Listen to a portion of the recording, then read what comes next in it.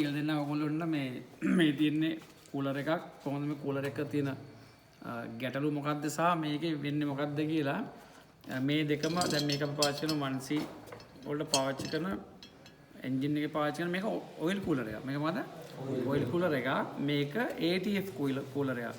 ගොඩක් කරලා මේ CVD gearbox වල පාවිච්චි කරන කූලර් එකක් මේක. මේ තියෙන එක.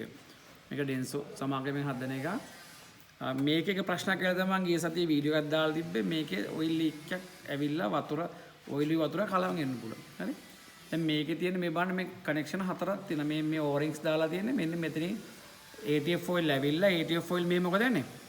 පිට වෙනවා. එතකොට මේ ATF oil රත් වෙච්ච oil ආවට පස්සේ මේක ටියුබ් එකක් දිග මෙහෙම යනකොට අර මේකේ තියෙන උෂ්ණත්වය මොකද වෙන්නේ?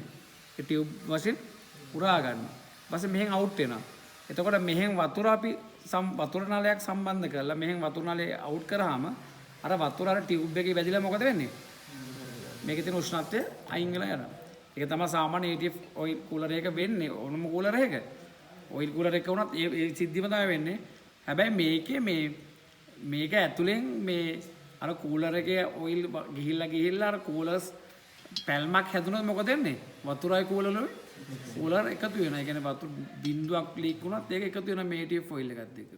අන්න එතන තමයි ප්‍රශ්නේ තියෙන්නේ. ඉතින් ඔයගොල්ලෝගේ වාහන වල කූලර්ස් වල ATF oil කලවම් වෙනවා නම් අනිවාර්යයෙන්ම මේක මාරු කරගන්න මේක. ගෑස් කට් ට්‍රැක් වෙන්නත් පුළුවන්. ඉතින් මේ සෝරි ගෑස් කට් නෙවෙයි. මේ අර ගෑස් කට් වලදී පෙන්නන ඔයිල් වතුර කලවම් වෙන එකක්නේ. ඒක මම මේකේ පෙන්නනා. මේක තියෙන්නේ කූලර් එකක්. හරි.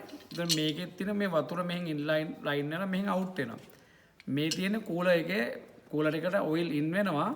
මේක ටියුබ් එක දිග මෙහෙම ගිහිලා මෙහෙන් අවුට් වෙනවා. පැහැදිලිනේ? එතකොට මේක ඇතුලේ සමහරක් වෙලාවට මේ සාමාන්‍ය විතර සුලභ නැහැ. ඇතුලෙන් ටියුබ් එකක් ලීක් එකක් ආවොත් මේ වතුරයි ඔයිලුයි මොකද වෙන්න පුළුවන්? කලවම් වෙන්න පුළුවන්. එතකොට අපි මේක කල්පනා කරලා බලන්න ඕනේ මේ ගෑස් කට් එක ඩැමේජ් වෙලා ඔයිල් වතුර කලවම් වෙනවද නැත්නම් මේ කූලර් එකේ ගැටලුවක්ද කියලා අපි හොඳට චෙක් කරලා තමයි අපි තීරණය කරගන්න ඕනේ මේ ලීක් එක කොහොමද හැදෙන්නේ කියලා. ටිකක් ලීටර් ප්‍රමාණය වැඩි වාහන වල තමයි මේ කූලර්ස් පාවිච්චි කරන්නේ. බොහොම ස්තුතියි.